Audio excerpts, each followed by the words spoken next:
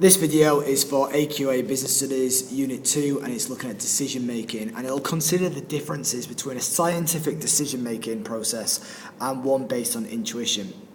So to start off with, a scientific decision making is much more thorough, it's much more planned, and there's a real thought process behind it. So what they'll do is the manager or the business or the department that are considering this decision, they'll set objectives as to what they actually want to achieve and the whole reason why they're going to be making certain decisions.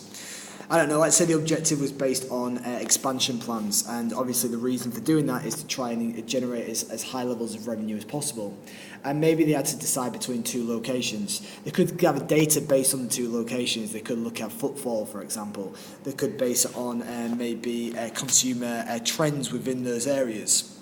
They could look at the potential return in terms of revenue on those two different locations, but they'll collect data, and the data could come from lots of different ways, based on primary, possibly secondary research. It just depends on the company, and they'll analyse that data.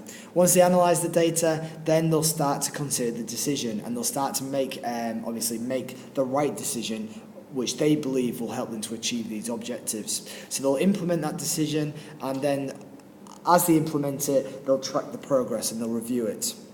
So this diagram here is pretty much the fundamentals of a scientific decision-making process. If you remember the different stages, the setting objectives, the gathering data, the analysing data, the selecting of the decision, the implementation of the decision, and the reviewing of the decision, then you'll recognise and you'll understand what scientific decision-making is. Now, one of the theorists, or one of the main methods of carrying out scientific decision-making is done via a decision tree. Now, I'm not going to spend too long on what a decision tree is, because there's a video that you can watch that I've created for you. But we can see here that there's a lot of financial data that's been collected. And some of it might be predictions, some of it might be forecasts, but at least it allows them to plan as to which decision would be best for this company. And from carrying out the decision tree calculations, then they can decide whether to go, in this case, for company A or for company B. But there's a thought process, a planned thought process with data which has been scientifically analysed and obviously to help them to carry out this decision, which is different to the next alternative, which is based on intuition.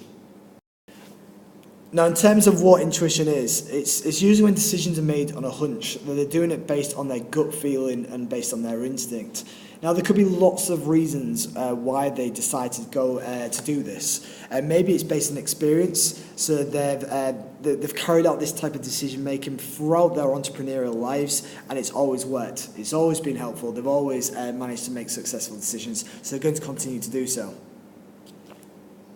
Maybe even though they've got all the data, or maybe even though other people within the business are trying to give them the data, maybe they just have a gut feeling. It could be an emotional factor, but there's something about this decision that just seems right, and they're going to base the whole decision based on that feeling and that emotion.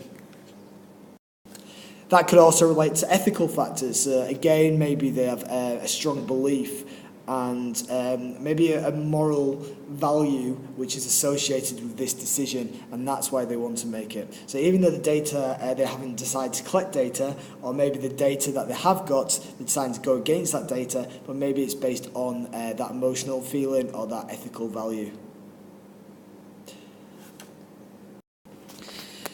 If I was to obviously analyse which ones do I believe would be the most beneficial, I mean, remember, even when you're collecting data, it's based on forecasts, so it's not necessarily always accurate, but at least you're planning, and that's what I think is really important, that you're doing it based on a plan.